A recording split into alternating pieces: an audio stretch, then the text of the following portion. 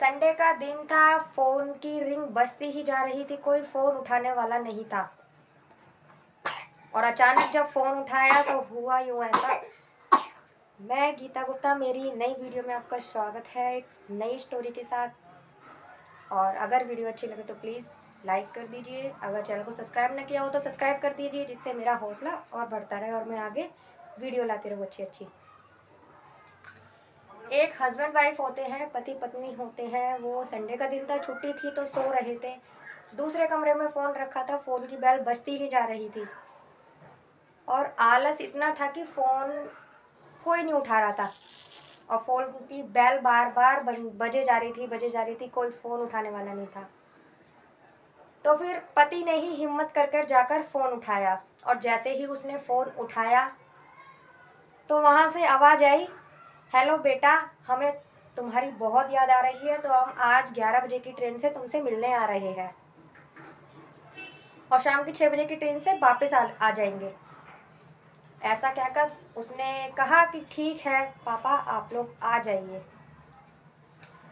वो फ़ोन रखकर कमरे में आता है, अपनी बीवी को बोलता है, अपनी पत्नी को, कि 11 बजे की गाड़ी से मम्मी पापा हमसे मिलने आ रहे हैं और दोपहर का लंच वो हमारे साथ ही करेंगे।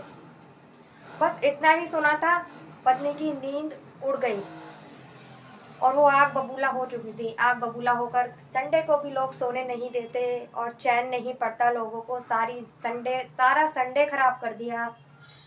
और एक संडे का ही तो दिन होता है, उस पर भी चैन से रहने नहीं देते। अब बस उनके लिए खाना बनाओ, ये करो वो करो, दुनिया भर की बातें उसने पति को सुना डाली। लेकिन पति ने कुछ नहीं बोला, पति देखता रहा, मुस्कुराता रहा।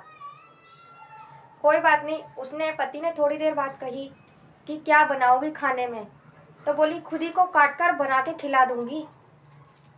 यही बोला उसने। पति मुस्कुराता रहा। वो रेडी होने चला गया, नहाने धोने रेडी होने चला गया, स्टेशन जाने के लिए, उनको लेने के लिए। वो होने चला गया। तैयार होकर वो निकल भी गया और वो बेमन से खाना बनाने लगी। उल्टी सीधी सब्जी बनाई उसने, कच्ची पक्की, बिना मसाला देखे हुए कि मसाले ज़्यादा हुए या कम हुए, सब्जी बना दी। अब वो पराठे बनाने लगी। पराठे भी कोई कच्चा रह गया तो कोई हद से ज़्यादा जल गया। उसने उल्टा सीधा कच्चा पक्का खाना बनाकर रख दिया।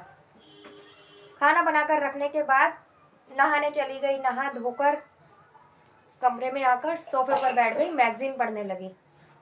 मैगजीन पढ़ते पढ़ते बेल की आवाज़ आई। बेल बजी। उठकर उसने जैसे ही गेट खोला तो उसकी आंखें फटी की फटी रह गईं। उसने कहा ये क्या। उसकी आंखें फटी इसलिए रह गईं फ्रेंड कि उसके सामने उसके सास ससुर नहीं बल्कि उसके खुद के मम्मी पापा थे। उसने कहा मम्मी पापा आप। तो उसके मम्मी पापा कहते हैं क्यों बेटा, दामाद जी ने बताया नहीं कि हम आने वाले हैं।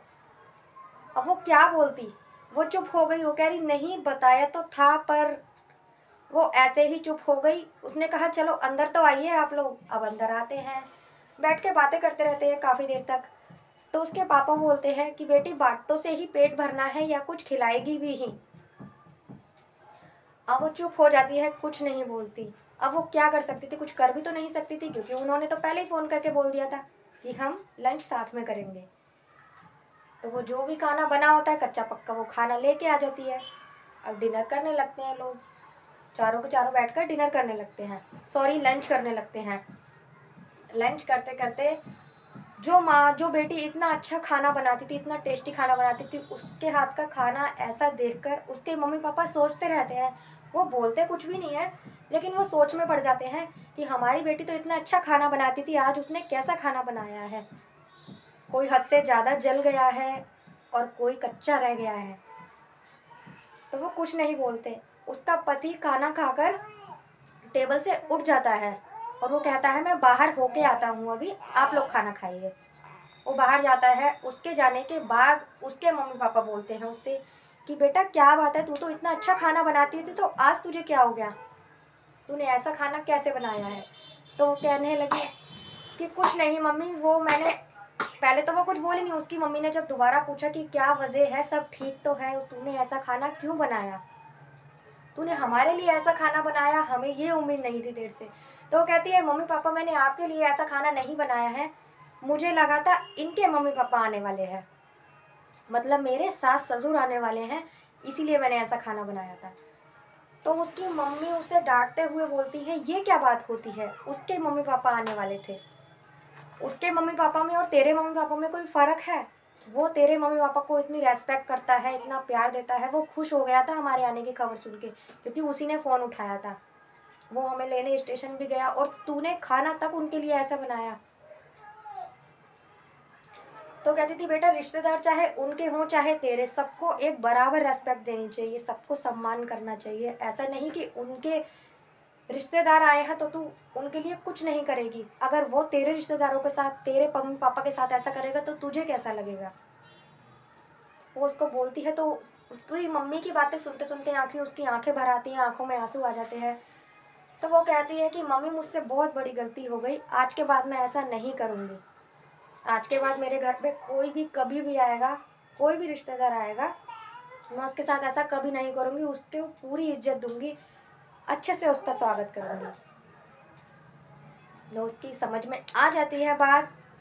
तो बस आज की स्टोरी छोटी सी थी, अगर आप लोगों को अच्छी लगी तो प्लीज़ लाइक कर दीजिए, कमेंट कर बताइए कैसी लगी, और वीडियो अच्छी लगे तो शेयर कर दीजिए, चैनल को सब्सक्राइब कर दीजिए। ओके, मैं गीता गुप्ता जब तक के लिए आपसे विदा लेती हूँ, बाय बाय, जय माता दी।